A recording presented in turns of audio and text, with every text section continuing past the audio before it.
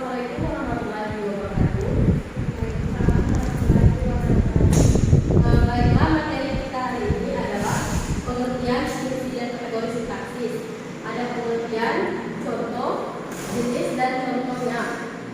Yang pertama adalah pengertian kategori sintaksis. Pengertian fungsi sintaksis. Tempat-tempat atau kotak-kotak memisahkan keterangan subjek, predikat, objek, dan pelengkap. Adapun keterangan kalimat misalnya, contohnya ibu sedang menanak nasi di dapur. Ibu sedang memasak nasi di dapur. Ibu sebagai subjek, masak sebagai objek, masak sebagai predikat, nasi sebagai objek, dan di dapur sebagai keterangan waktu, keterangan tempat.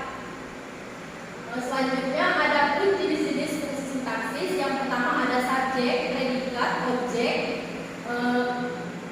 pelengkap, dan keterangan. Ada pun keterangan misalnya keterangan tempat, keterangan waktu, dan lain sebagainya. Selanjutnya contohnya adalah tadi pagi kami tidak sarapan. Tadi pagi sebagai keterangan waktu, waktu kami sebagai subjek, tidak sarapan sebagai predikat. Selanjutnya contoh yang kedua adalah ayahku adalah dokter. Ayahku sebagai predikat, subjek adalah dokter sebagai predikat. Selanjutnya adalah perbedaan antara objek dan pelengkap. Objek bisa dipastikan, sedangkan pelengkap sama sekali tidak bisa dipastikan. Selanjutnya adalah kategori sintaksis. Selanjutnya adalah kategori sintaksis. Jenis kata, jenis tipe kata atau gabungan dari fungsi sintaksis. Contohnya aku benci kamu. Aku berfungsi sebagai subjek. Aku berkategori pronominal. Baiklah, selanjutnya adalah jenis kategori sintaksis.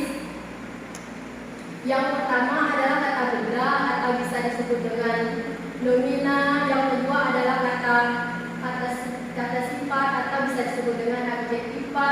Dan yang selanjutnya adalah kata kerja atau bisa disebut dengan verba.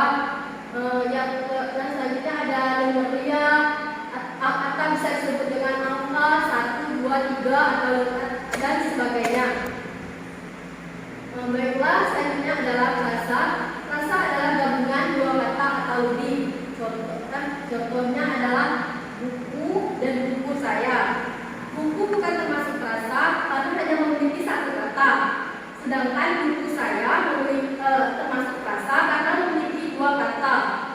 Yang selanjutnya adalah tidak melampaui batas, klausa dan kalimat. Karena tidak semua gabungan dua kata itu adalah klausa, tidak frasa. Karena syarat nominal dari klausa dan kalimat adalah terdiri dari subjek dan predikat. Selanjutnya adalah jenis frasa. Yang pertama berdasarkan kedua hubungan unsurnya. Yang pertama ada frase koordinatif. Frase yang kedua unsurnya itu sederajat. Dengan kata lain, tidak ada yang berperan sebagai inti.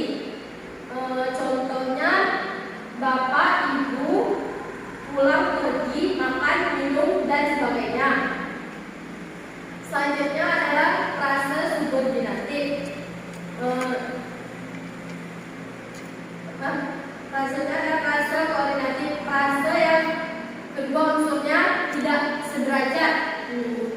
Dengan kata lain, dan ada yang berperan sebagai inti. Contohnya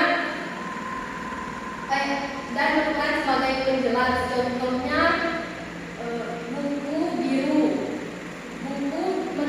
Buku adalah inti keterangan, sedangkan biru adalah penjelas dari menerangkan saya sebuah warna.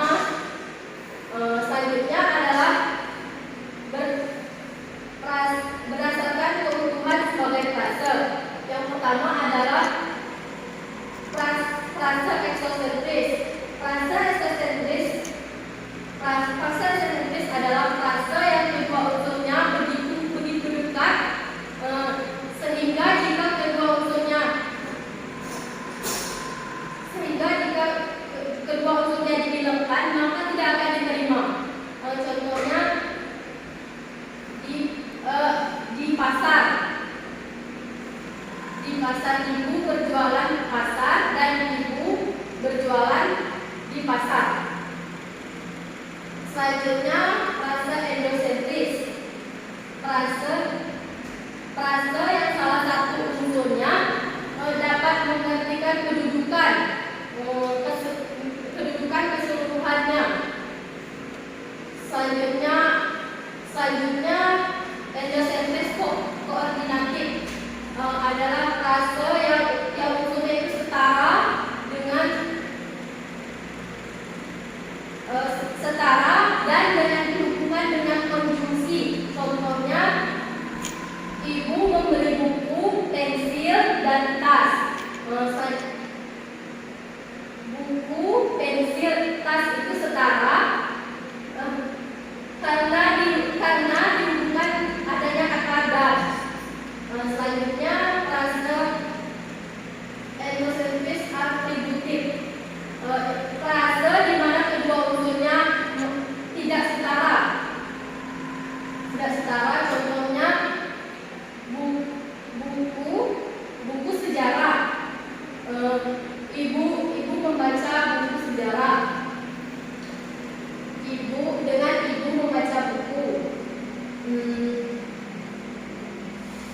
Karena masih berterima atau logis. Selanjutnya endosentris apositif. Frasa yang unsur-unsurnya keterangan tambahan ya, namun tidak dapat dihubungkan dengan konjungsi. Contohnya alih tetanggaku itu jahat. Alih itu jahat.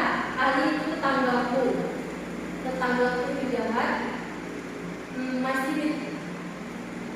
Karena berdasarkan makna. Selanjutnya frase berdasarkan makna adalah yang pertama adalah frase lugas. Frase yang maknanya tidak mengalami perubahan. Contohnya pisang rebus. Maknanya adalah tentang pisang yang direbus. Yang kedua ada frase metaforis. Frase yang mengalami sedikit perbedaan makna,